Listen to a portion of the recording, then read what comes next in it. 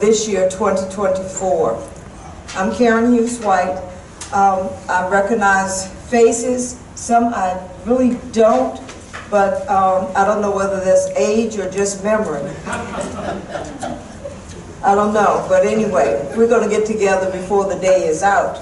Now, first and foremost, I hope you find our presence here at this gathering friendly. It is open for festivities. We want you to be well fed, nourished, happy, and to start this holiday off here with us. Over the years, AAHA's Christmas holiday December gatherings have included Christmas programs, recitals, luncheons, and holiday extravaganza. Before the day is over with, you will be able to enjoy images of the past. Our board of directors are Amy Akers, Michelle Calhoun, Angela H. Davidson, Aisha Davis, Donna Tyler Holly, Karen King Lavoie, Charles Wesley Lewis, Miriam Hall Porter, Lisa E. Tynes, Brett M. Tyler, and myself. At this point, I believe the only board member here right now is Angela. Is that correct? Angela is here. Allow me to introduce you to our staff and interns. If they would be so kind as to come this way and to make their presence known. Some may be a little shyer than others. So some may want to say something and some may not. But Norma Logan handles all of the collections. She does our contact management, she does data entry, and she is the fashion icon of all of the exhibits in the museum. She was well trained by her grandmother, so sewing is one of her passions. And as you go through the museum, you will see her talent. And over the years, we've had many people that have assisted with that, such as Christine Taylor Lewis. My daughter Karen actually did one little thing back some years ago, and it's still on exhibit. Troy Marshall, he's in the back there. He might walk this way, but he handles all of the ArcGIS, which is the geographic mapping. He does data analysis, and he's a data technician, and he does IT support. Everyone here wears multiple hats, and one cannot function without the other. Emily Nolan was an intern last year, and she has returned this year after graduating from college, and she does admin. She is working with the web design and maintenance, social media, and events coordination. Emily is working remotely from Richmond at this point, but you will see some of the social media posts and the additions that she has added to the website, both to the Morgantown Schoolhouse Project website and to our regular website. We now have a place on our website for community events, which people have chimed in and said that they really appreciate that addition, and she's also put up a digital collection of Black memorabilia. If you have not seen the website recently, please visit it. Maggie Tisdale was an intern from the PATH Foundation, and she did bookkeeping support. Madison Canterbury is still with us. She is working remotely as she is still in college. She does data entry, collection support, and social media, Facebook.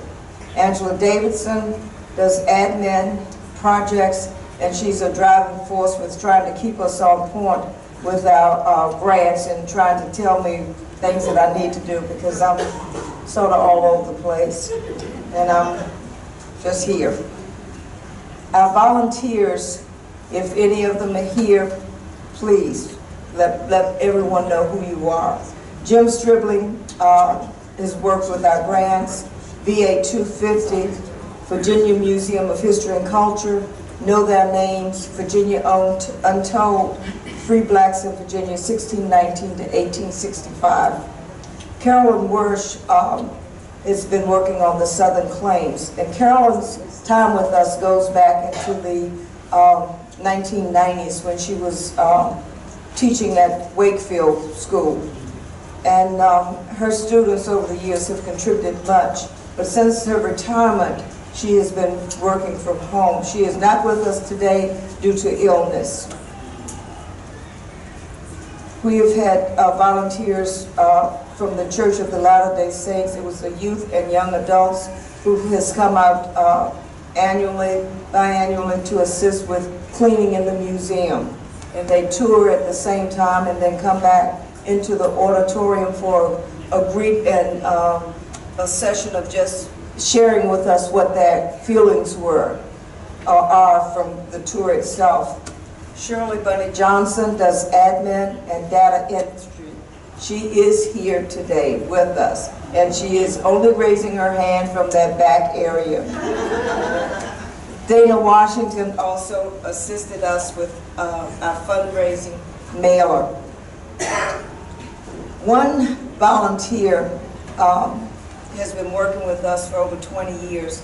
He is finally retired, and we are missing him greatly, and that's Harold Eugene Times. He is the husband of one of our board members, but he grew up in that wonderful community of Morgantown, and we played softball and everything else. But he has really been a driving force with us for many years, and we miss him. Rita Fenwick has been working with fundraising and the capital campaigns for the permanent home, Morgantown Schoolhouse, and for basic operations. Judy Lamanna is here. She has been abstracting the school board minutes. And Madison Canterbury has been posting from those minutes that she has abstracted on Facebook. Charlotte DeButts, who is not with us today due to illness, is working on the Southern Claims. She also worked with Know Their Names Project, and she did a social media blast back in the fall for voting. Lisa Richard, who is with us, she's waving. She has worked over the years with us, had a brief respite from us, but she has returned, and we are so happy to have Lisa back with us. She's been working on the public service claims for the VA 250 project. She does collection management support. She's looking over our HR files right now. But early on, one of the projects that she worked on was Born Free and Emancipated. She looked at the emancipations of Fauquier County, and that's one of the databases that's a driving force for us to understand our history. So we thank each and every one of our volunteers. We could not work solo for all of these things that we're doing, so we have partners that we partner with various things. One of those partners is Mountainside Montessori School, the adolescent program. They're working with us with the Morgantown Schoolhouse Project. The Oak Springs Garden Foundation has worked with us with the Know Their Names Project, and now with the VA 250 Commission.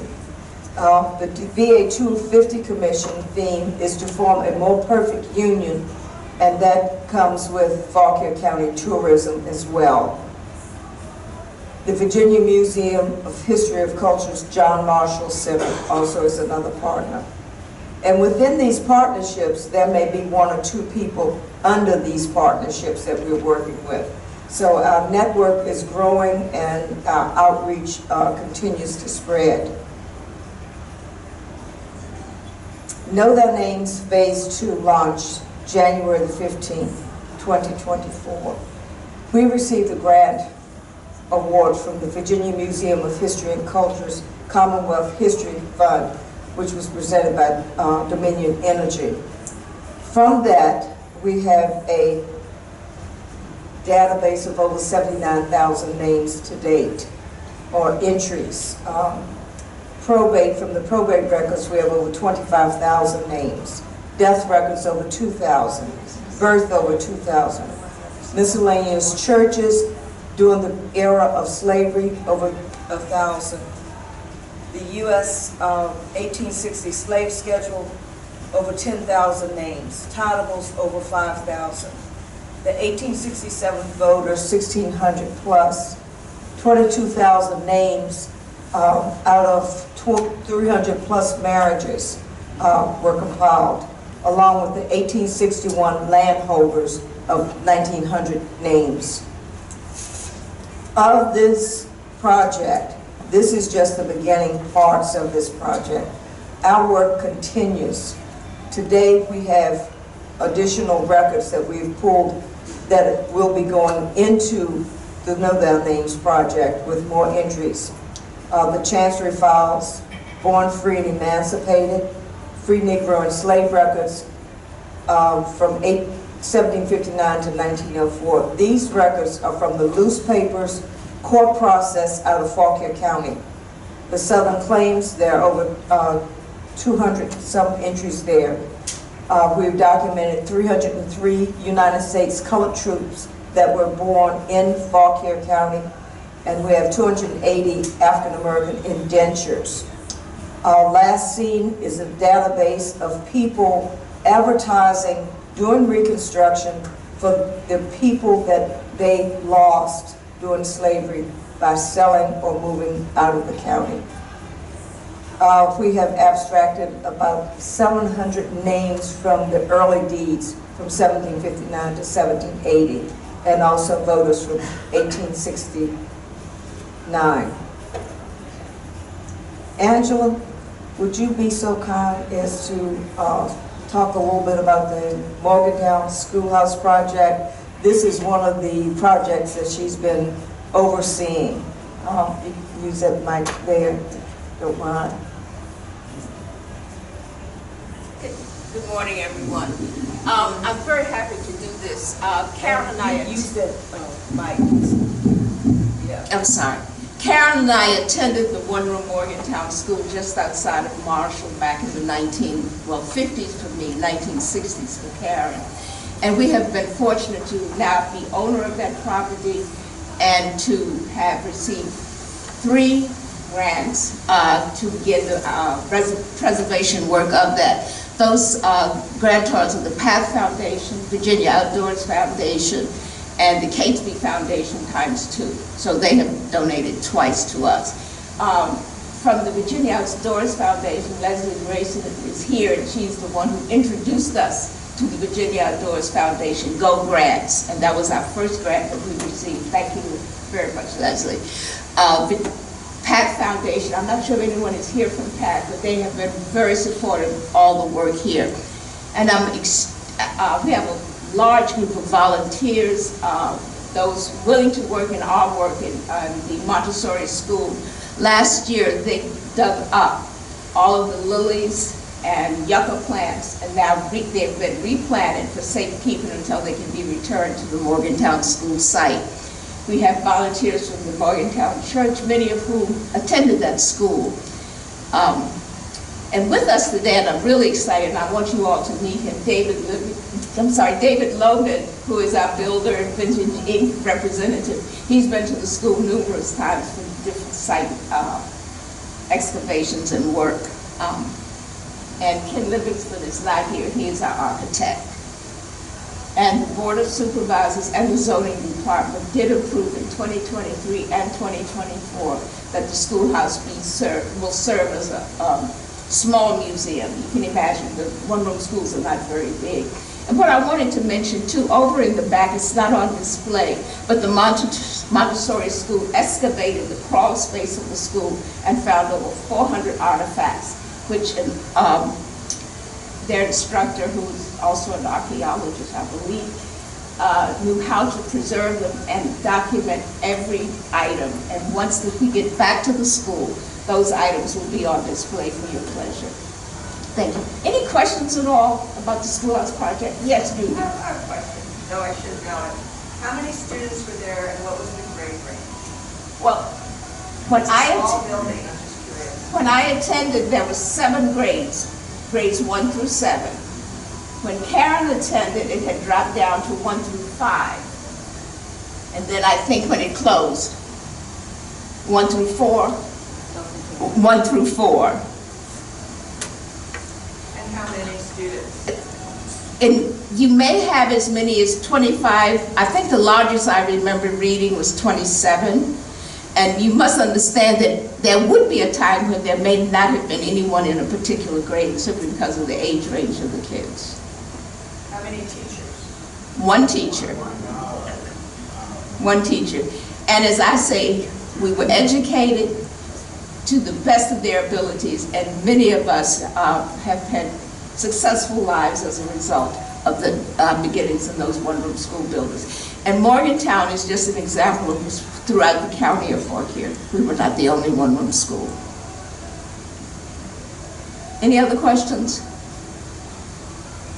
Thank you, Judy. Thank you, Angela. Don't leave yet. You might as well do the VA 250 commission. We were fortunate this past August to have been funded a grant from Virginia Humanities to present African-American history for Virginia 250, which is the anniversary of our country, 250 years. And our volunteer, Mr. Jim Scriven, who's probably en route, came up with this title, which I absolutely love. And he worked together on the grant as a group, our partners, and these are the resources that we're using to pull. And there's one particular entry on the 1860 census of a young lady who was over 100. She was still enslaved, but she said she remembered when Dunmore was in Elk Run, and that is one of our key stories that we want to develop for this project. So we're very excited about pulling these pieces. And the reason she was given a name, her name is on the slave schedule, Suki. And it seems to have been a sort of a common thing to, if someone was old enough, they would give them a name. Otherwise, they were just a tick with an age. Thank you. AAHA has many projects, but we also support other projects as well and other historical sites, such as Sky Meadow State Park, who was interested in interpreting the African American presence at their site. Cedar Creek and Belle Grove Descendant Community Group Project. We've been meeting with them over the last 2 years. There's another project underway of documenting the Black Horsemen of this area. We have supported the Bull Run Mountain Conservancy for many years, along with the Virginia Outdoors Foundation, and Turn the Mill Around. The James Wilson Kilby African American Museum and Education Center is another project that we definitely support. If anyone is here from any of those, please let us know that you're present. If not, we're going to move right along.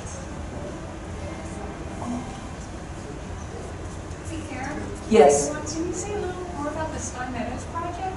What's going on up there?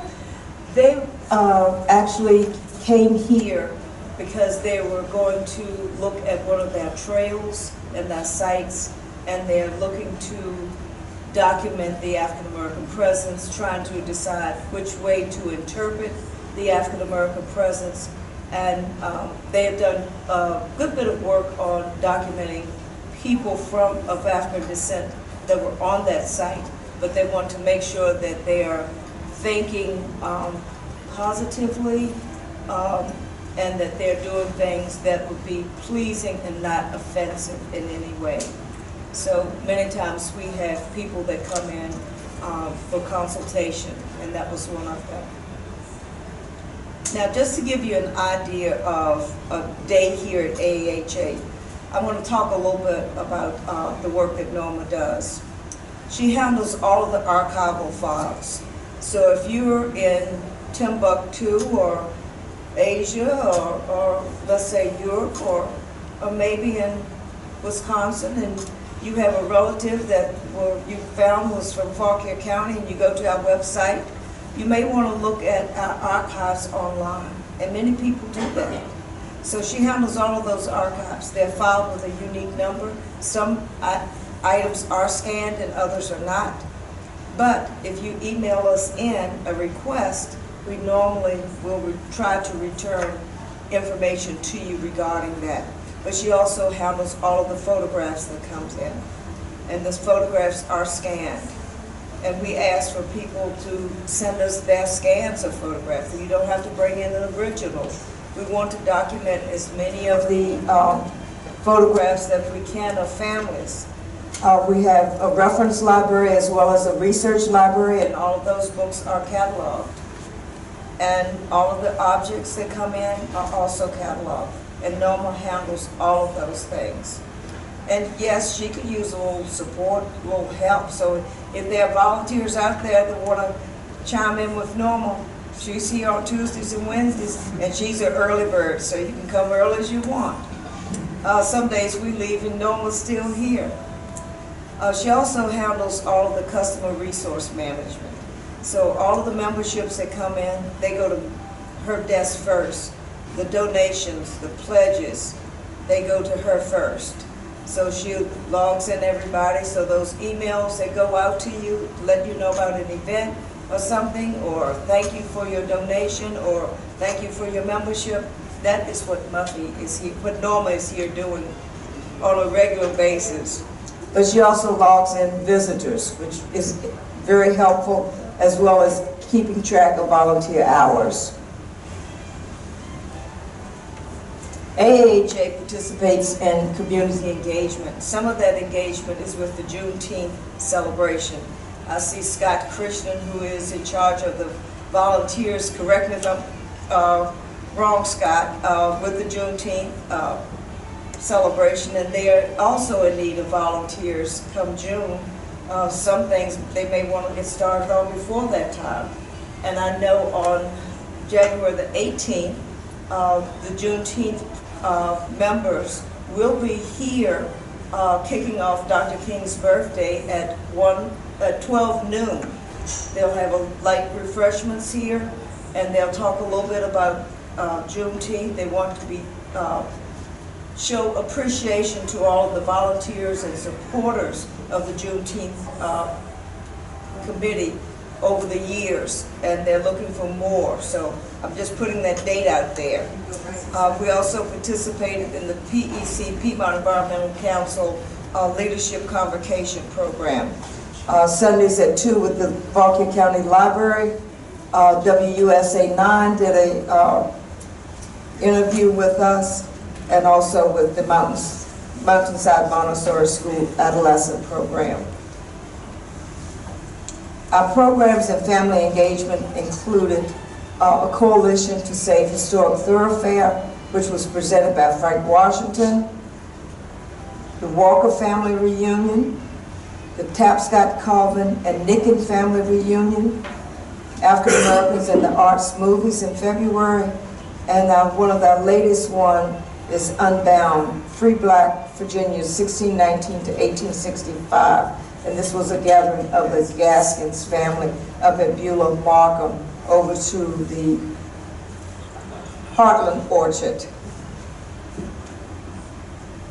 Programs, book talks, and projects. Our Veterans Program presented by David Green. David spoke about 2 U.S. Colored troops that were born in Fauquier County, Gabriel and Kane Duncan. Unbound, Hezekiah Gaskin's Descendants, The Life and Legacy of an Enslaved Virginian, Emily Winfrey by Dr. J.N. Mack, and Dirt Don't Burn by Larry Rhoda, and Patriots, Priests, and Rebels by Evelyn Randy Ruffin. Our museum tours include walk-ins, but also virtual tours. Now, for those people that have those iPhones and different gadgets and all of those things, there's an app that you can download called Journey Go. In the museum, there are some black stands with some images and a QR code. If you download that, you'll be able to actually do our tour of the museum with your phone. And you can download it ahead of time and walk through the museum, and it will kind of give you a guide through there. Or if you choose, somebody else will be around. We will even try to go with you a little bit, share just a little bit of things.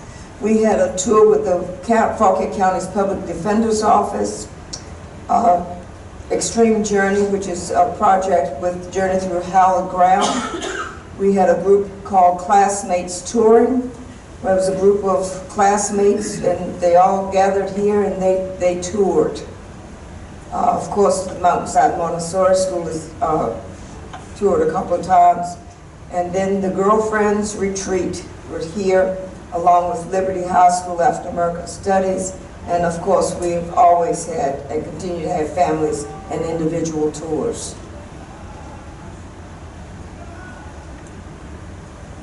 Over the 30-plus years of AAHA, we are fortunate to have had dedicated members, volunteer staff, and friends that were instrumental in enabling us to get to this milestone today. Today, we acknowledge the loss of our supporters during 2024. Though they are no longer with us in person, they certainly remain in our hearts and minds. Please pause with us for a moment of silence and remembrance.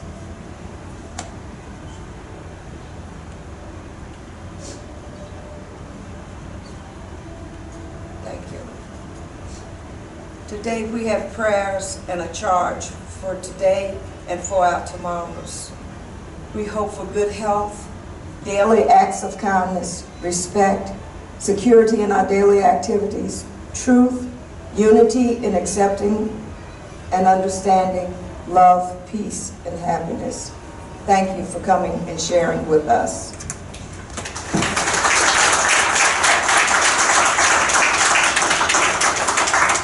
We will be open for tours throughout the day. This will be scrolling, and I think I'm supposed to put up some images. So I better get busy. And we may even put on a Christmas movie. I'll get Troy to do this. He's younger than I am.